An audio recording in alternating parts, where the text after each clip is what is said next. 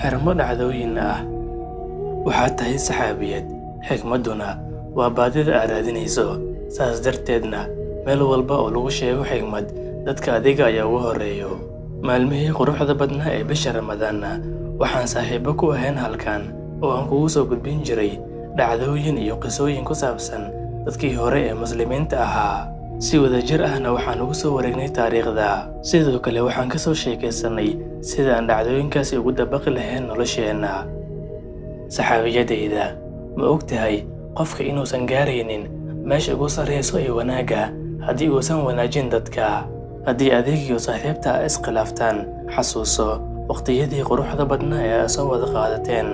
Xasuuso waqtiyadii aad si wadajir ah u wada qosli jirteen, si wadajir ahna u soo wada oyseen, waxna u soo wada cunteen. Saxaabiyadda, qofka caqliga badan ma iloobo wanaagga.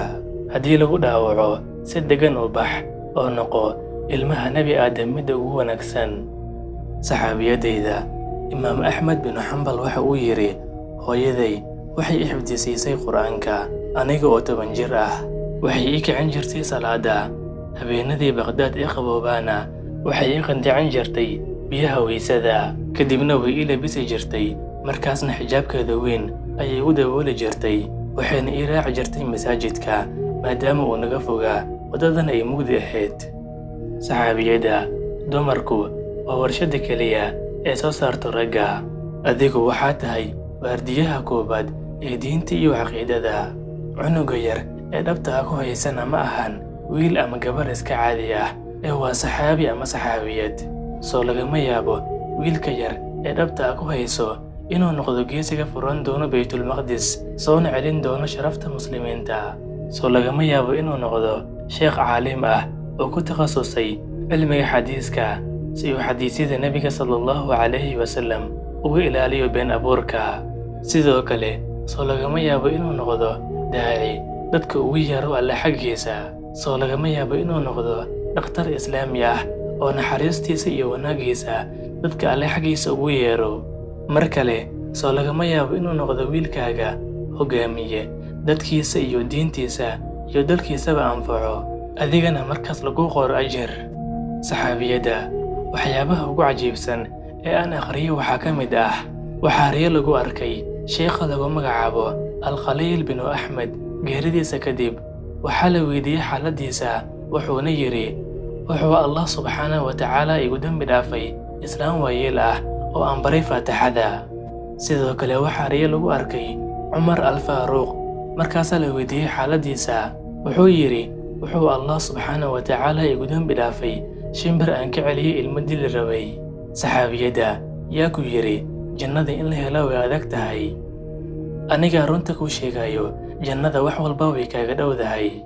Keliya niyadaada wanaaji, qalbigaaga oo dhanna Alle u bandhig. Saxaabiyadda, xilligii Nebiga sallallahu calayhi wasallam waxaa dhimatay naag, taas oo nadiifin jirtay masaajidka Nebiga. Markaasna waxaa la duugay iyadoo aan Nebiga loo sheegin. Nebiga sallallahu calayhi wasallam ayaa maalin raadiyey, dadka ayuu weydiiyey xaaladeyda. Waxay yidhaahdeen way dhimatay. Wuxuu yidhi, oo maxay ugu sheegi weyseen?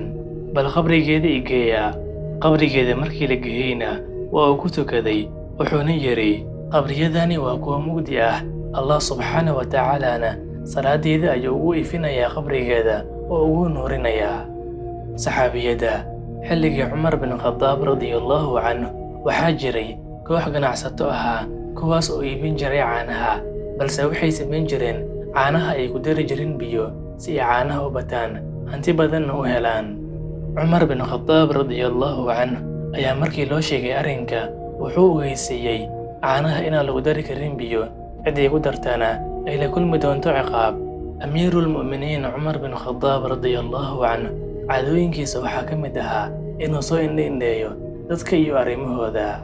Habeenada ka mid ah ayaa waxaa israacay isaga iyo wiil gacanyare u ahaa. Markii ay daaleenna waxay fadhiisteen dhagax yaalay waddada dhinaceeda kale si ay ugu nastaan. Markaasna waxay maqleen naag gabadheeda ku dhahayso, istaag oo caanaha ku dar biyo. Gabadhii ayaa waxay tiri, hooyo, miyaadan maqlin go'aankii Cumar ee maanta? Waxay tiri, waa muxuu ahaa? Gabadhii ayaa waxay tiri, wuxuu amray caanaha inaan lagu darin biyo, ciddii ku dartana ay la kulmayso ciqaab. Hooyadii ayaa waxay tidhi, istaag oo caanaha ku dar biyo, adigu ma joogtid meeluu Cumar ku jeedee. Gabadhii ayaa waxay tidhi, wallaahi inaan bannaankana ku adeecaynin, gurigana aan ku caasinaynin. Haddii uusan Cumar i arkayninna, waxaa i arkayo rabbiga Cumar. Cumar bin Khadaab radiyallahu canhu ayaa markuu dhegaysta sheekada, gacneerihiisa wuxuu ku yidhi inuu calaamaday albaabka. Markuu waaga baryana, iisoo ogow gabadhaas xaaladdeeda in la qabayo in kale. Markii uu waaga baryay, gacneerihii ayaa Cumar wuxuu u sheegay gabadha inaan la qabin. Cumar bin Khadaab radiyallahu canhu ayaa markaas wuxuu isugu yeeray wiilashiisa, wuxuuna ku yidhi, ma jira qof u baahan guur. Haddii aabbihiin uu rabi lahaa guur, ma aysan jiri lahayn cid ugu hormari lahayd gabadhaas. Cabdullaahi iyo Cabdiraxmaan waxay yidhaahdeen, waxaan leenahay xaasas, balse Caasim oo Cumar wiilkiisa ah ayaa wuxuu yidhi, aabe aniga ii guuri. Caasim gabadhii loo guuriyey waxay u dhashay 2 gabdhood oo la kala yidhaahdo Layla iyo Xafsa.